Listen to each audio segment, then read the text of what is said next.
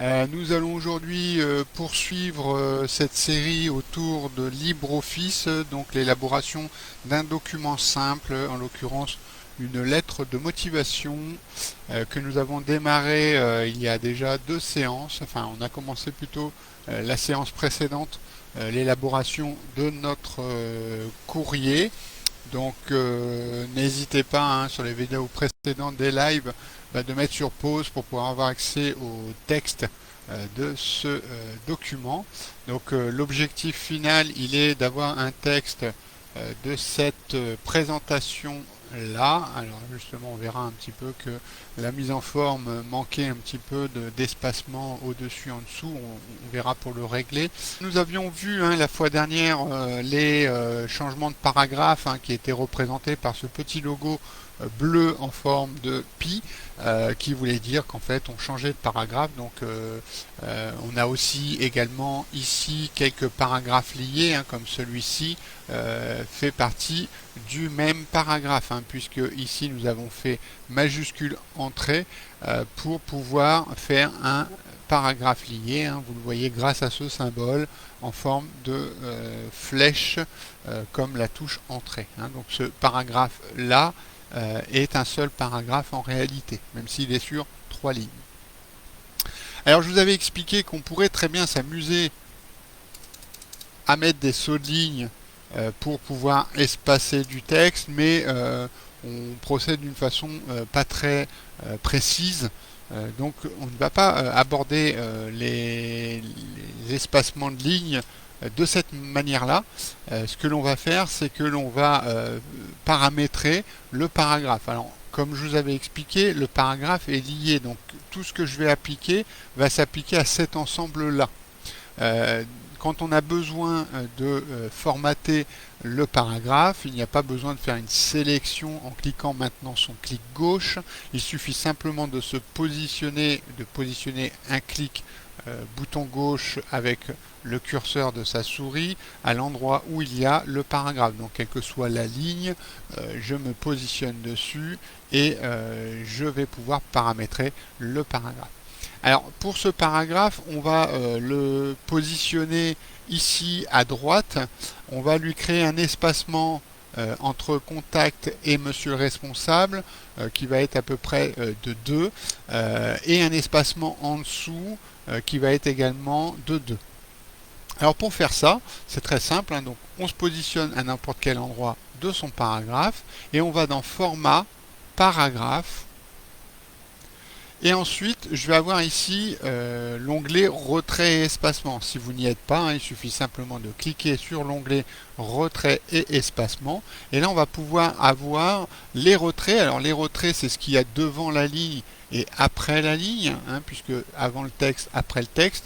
Et on pourrait faire également un retrait de première ligne, où il ne prendra en compte que la première ligne. Ensuite, on a ce que l'on appelle les espacements, donc entre 2 lignes, l'espacement que l'on va pouvoir régler au centimètre près ou au dixième de centimètre près.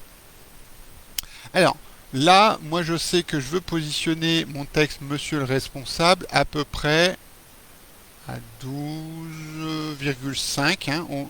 Vous avez une règle ici qui vous permet un peu de vous positionner et de repérer un petit peu l'endroit où vous allez positionner votre texte. De toute façon, on peut réintervenir dessus s'il y avait besoin.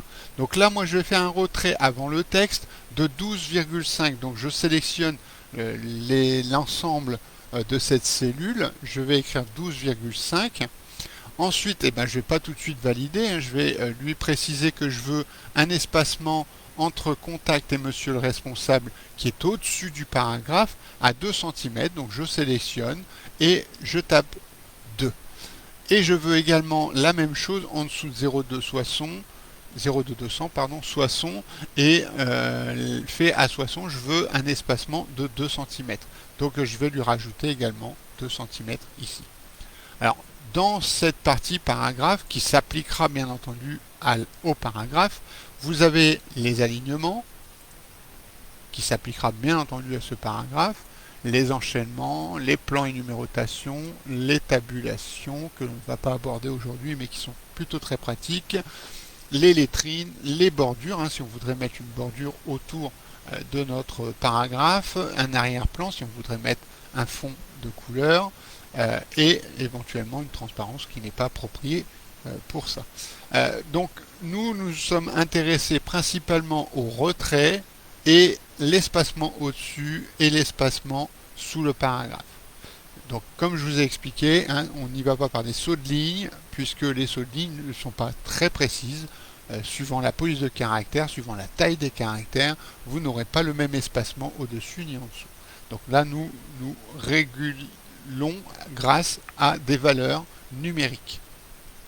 Donc je vais valider OK, et là automatiquement, vous voyez, il m'a bien appliqué l'espacement de 2 cm au-dessus, l'espacement de 2 cm en dessous, et il m'a bien fait effectuer un retrait de mon paragraphe, hein, puisque je me suis positionné que sur mon paragraphe, à 12,5, on le voit grâce à ce petit élément. Alors on peut réintervenir dessus, hein, il suffit simplement de se positionner sur le paragraphe. Alors comme vous pouvez le voir, comme je vous ai un peu expliqué la semaine dernière, c'est que vous avez accès aussi aux propriétés. Alors il y a quelques options qui sont directement accessibles ici. Comme vous pouvez le voir, il m'a bien pris en compte mon espacement avant, mon retrait pardon, avant le texte. Il m'a bien pris mes deux espacements de 2 cm. Et là je peux éventuellement intervenir si j'avais besoin. Par exemple là je juge que c'est trop ou c'est pas assez, hop, je peux intervenir directement dessus. Alors là moi je vais mettre plutôt 1,5 et là mon retrait, je trouve qu'il est pas assez, hop, automatiquement je vais pouvoir me positionner. Alors faites très attention si vous allez trop loin, forcément, hein, vous allez avoir un décalage. Allez, on va mettre 13,5.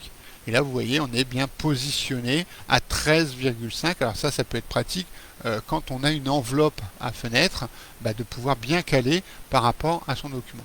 N'oubliez pas que pour les dimensions, que nous avons des marges à 2 cm. Donc si vous avez réduit vos marges à 1 cm, forcément, il faudra se positionner par rapport à ça. Ensuite, cette ligne fait à Soissons le mercredi. Alors là, c'est juste un alignement. Alors comme ça nous permet de voir les alignements. Donc je me mets dans le paragraphe, toujours pareil. Il n'y a pas besoin de sélectionner l'entièreté du paragraphe puisque le paramètre que je vais appliquer va s'appliquer sur ce paragraphe. Donc là, les alignements par défaut, nous sommes alignés à gauche. Vous avez l'alignement ici centré, alors que vous retrouvez ici également, hein, sur le volet latéral, centré, aligné à droite et justifié. Nous allons aligner à droite. Alors je vais poursuivre du coup, hein, avec les propriétés qui sont accessibles ici, hein, sur le volet latéral. Je vais lui mettre un espacement en dessous de cette ligne. Je ne vais pas lui rajouter un espacement au-dessus parce qu'il va me comptabiliser ces 2 cm plus celui que je vais lui rajouter au-dessus. Donc je ne vais pas rajouter au-dessus. Ce que je vais faire, c'est qu'ici, je vais lui mettre un espacement de 1 cm, ce sera très bien. Hop. Et là, automatiquement, vous voyez, il vous le met. Alors, j'aurais pu très bien travailler autrement. J'aurais pu très bien me dire, bon, là, hop, on va remettre à 0. Hop. Là, en fait, je n'ai fait qu'un alignement à droite, c'est très bien. J'aurais pu directement me positionner sur ce paragraphe et lui donner un espacement au-dessus de 1 cm et en dessous de 1 cm également. Vous voyez, en fait, on peut attribuer au-dessus, en dessous, donc vaut mieux dans ce cas-là se positionner sur l'élément qui va me permettre d'avoir au-dessus et en dessous. L'objet, alors pièce jointe objet, on aurait peut-être pu le serrer un peu plus, donc du coup je vais réduire. Vous voyez, c'est assez simple et c'est précis. Hein, j'ai bien 0,5 cm entre cette ligne-là et cette ligne-là. Ensuite, pareil, je vais me positionner ici. Je vais mettre un espacement au-dessus de 1 cm à peu près. Et là, je vais mettre 0,5 en dessous. Alors maintenant, ce que je peux faire, c'est que si je veux appliquer le même espacement entre ces différents paragraphes, dans ce cas, je vais sélectionner l'ensemble de mes paragraphes sauf le dernier paragraphe, puisque lui, je ne vais pas lui proposer un espacement en dessous, puisqu'on va l'utiliser directement sur celui de la signature, puisque l'espacement va être plus important. Là, je vais lui mettre un espacement en dessous de 0,3. Vous voyez, ça reste très homogène, une bonne lisibilité, et vous voyez qu'il m'a bien appliqué ce 0,3 cm ici également. Par contre, ma signature, je veux la positionner à droite et je veux lui mettre un espacement de 1,5 au-dessus. Donc je me mets sur le paragraphe, donc un espacement au-dessus de 1,5 et je vais l'aligner à droite. Alors bien sûr, il faut valider. N'oubliez pas que quand vous insérez une valeur dans une case sur le volet latéral, il faudra bien entendu le valider soit en appuyant sur la touche entrée, ou soit directement en cliquant sur une autre cellule. Eh bien, on a pratiquement terminé. Alors, par contre, je ne vous ai pas montré tout ce qui était mise en forme du texte. On va l'aborder rapidement. Par exemple, je voudrais ici, sur curriculum vitae, lui changer la police de caractère. Alors, soyons vigilants. Le changement de police de caractère doit s'effectuer de manière homogène, donc dans l'ensemble du document. Si par exemple j'avais besoin de changer toute la police de caractère, un petit raccourci clavier à connaître pour accéder rapidement à la sélection de l'ensemble de mon document, je fais CTRL plus la touche A.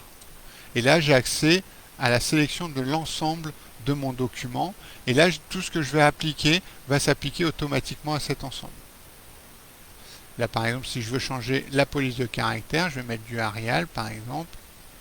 Hop, c'est bien à l'ensemble de mon document qui va être appliqué. Si par contre, je n'avais sélectionné que deux mots, une phrase, n'oubliez pas un double-clic le mot.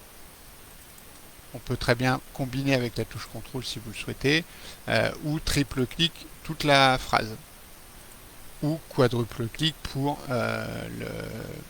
le paragraphe complet. Comme si je prends cet exemple-là, 1, 2, 3, j'ai bien la phrase. Si je veux tout le paragraphe, il faudra que je fasse un quadruple-clic, 1, 2, 3, 4, et là j'aurai l'ensemble du paragraphe qui sera sélectionné. C'est pareil pour ici. 1, 2, 3, c'est une phrase.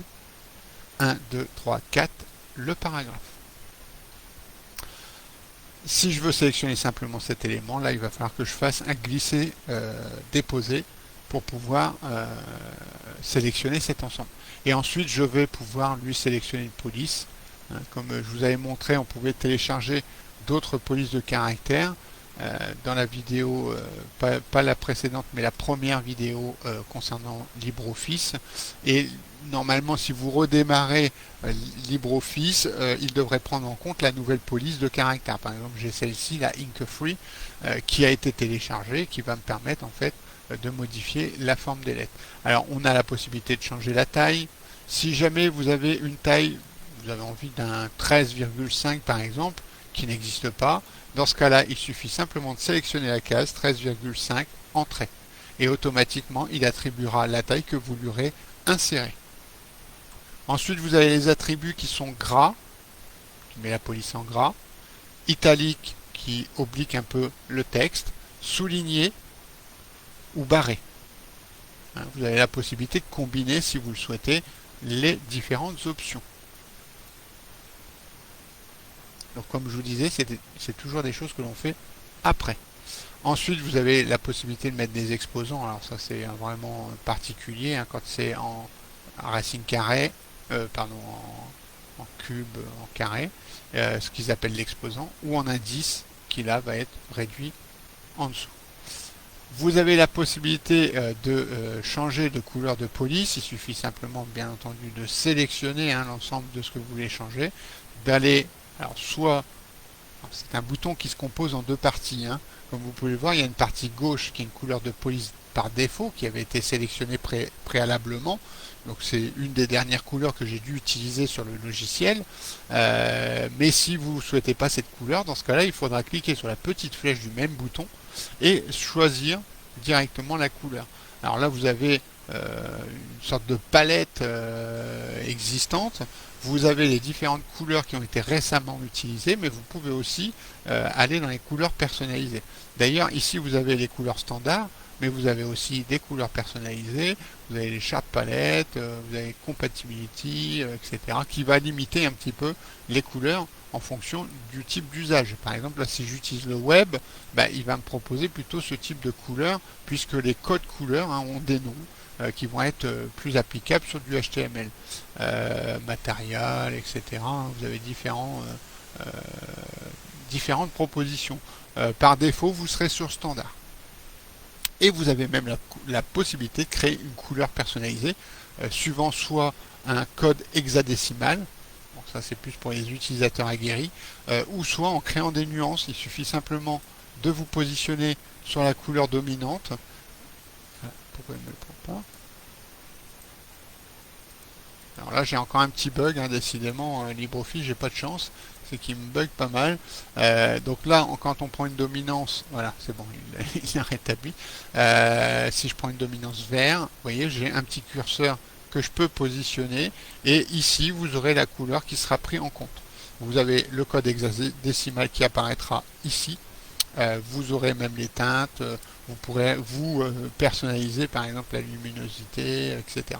Vraiment tout est personnalisable dès l'instant où vous voulez une couleur personnalisée.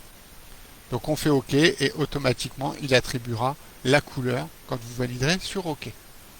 Si je veux revenir sur une couleur traditionnelle, vous pouvez vous positionner sur automatique et il prendra automatiquement la couleur noire si votre fond est blanc ou blanc si votre fond est noir. Je vous montre. Imaginons, j'utilise la couleur de mise en évidence ou stabilotage si vous préférez.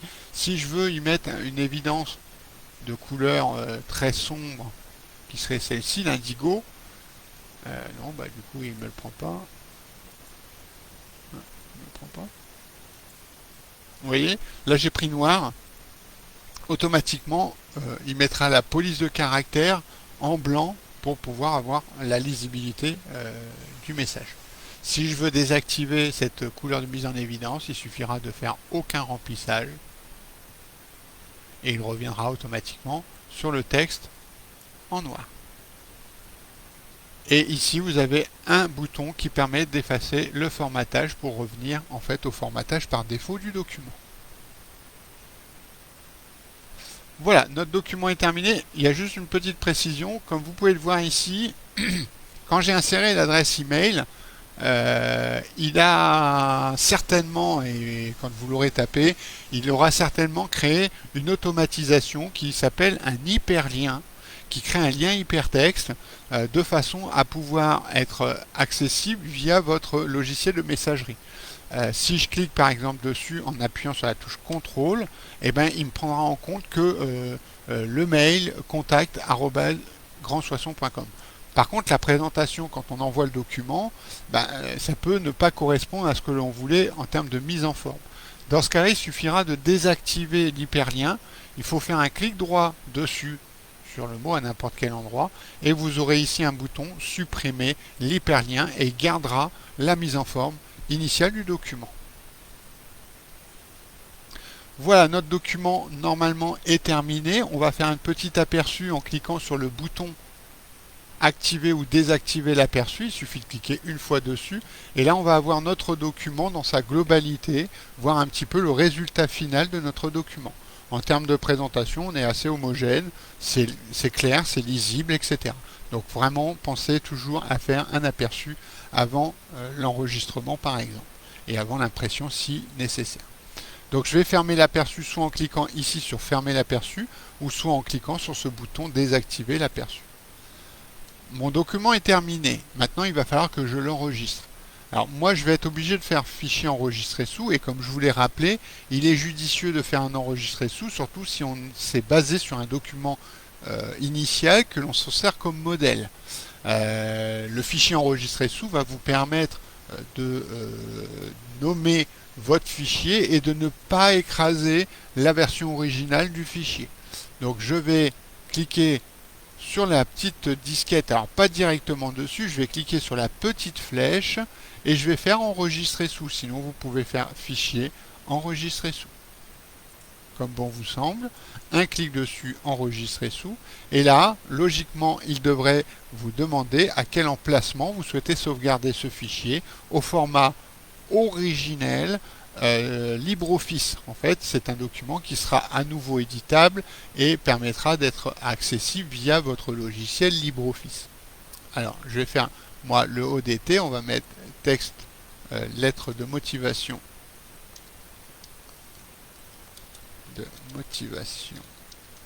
Hop là. Live, et nous sommes le 14-04. J'enregistre. Alors par contre, ce document, on va peut-être devoir le rendre compatible avec des suites, on va, pour pas le nommer, Microsoft Office, qui lui ne lira pas par défaut normalement le fichier ODT, quoique les nouvelles versions nous permettent maintenant de les lire et certainement de les écrire du coup, mais quelquefois on veut avoir une compatibilité avec une ancienne version de Word par exemple. Et bien dans l'enregistrement vous pouvez en faire une autre copie qui sera elle pas de type texte ODF. Il suffira de cliquer sur cet élément type et d'aller chercher le format doc. Et là vous pourrez rendre en fait votre document compatible avec Word et enregistrer. Donc vous aurez, alors bien entendu, LibreOffice va vous dire est-ce que vous voulez utiliser plutôt le format Word 97-2003 ou plutôt le format ODF. Bien entendu, j'ai déjà sauvegardé moi au format ODF. Si vous ne travaillez que sur LibreOffice, il n'est pas nécessaire de l'enregistrer au format Word. Alors là, je vais le forcer. Et ensuite, ce document, si c'est un document que l'on doit envoyer par mail, il est fortement judicieux de ne pas l'envoyer en mode éditable. Alors, par exemple une lettre de motivation, un CV, votre recruteur ne doit pas pouvoir intervenir dans le document, même si on sait pertinemment que le PDF peut être modifié. C'est un format quand même qui va garder votre mise en forme, votre police de caractère, toute la mise en forme d'origine de votre document. Imaginons un instant, moi je travaille sous Linux, mon recruteur travaille sous Windows ou sous Mac, il se peut qu'il n'ait pas la même police de caractère que vous. Et du coup, s'il lit le document fabriqué d'origine avec LibreOffice ou Word, il se peut qu'il y ait une conversion de police de caractère qui ne soit pas identique et du coup vienne perturber votre mise en forme du document. Donc il est judicieux de faire une sauvegarde de son document au format PDF, qui est un format portable universel. D'ailleurs, les factures, les documents administratifs maintenant sont sous ce format-là, qui va vous permettre en fait d'exporter ce document et de ne pas permettre la modification facile de ce document. Alors sur LibreOffice, il y a un bouton tout simple. Alors sur Word, c'est pas aussi accessible et c'est bien dommage. Mais ici, vous avez sous LibreOffice directement un export direct au format PDF. Un clic dessus, automatiquement, il va vous demander où souhaitez-vous enregistrer ce document. Là, je vais dans mon dossier de traitement de texte et je clique sur enregistrer. Pouf, et automatiquement, il me crée mon PDF. Donc, je vais aller voir dans le dossier maintenant, traitement de texte. Alors j'ai beaucoup de fichiers parce que j'ai les documents de préparation, mais vous avez bien entendu mon fichier .odt, mon fichier ODT, mon fichier doc, que je peux ouvrir aussi avec LibreOffice d'ailleurs, il n'y a pas de souci, puisque si on regarde, pouf, il me lit de la même manière. Il n'y a vraiment pas de différence entre la version ODT et la version doc. Là visuellement c'est exactement les mêmes documents. Et la lettre de motivation au format PDF qui, elle, sera optimisée pour être envoyée directement par mail en pièce jointe.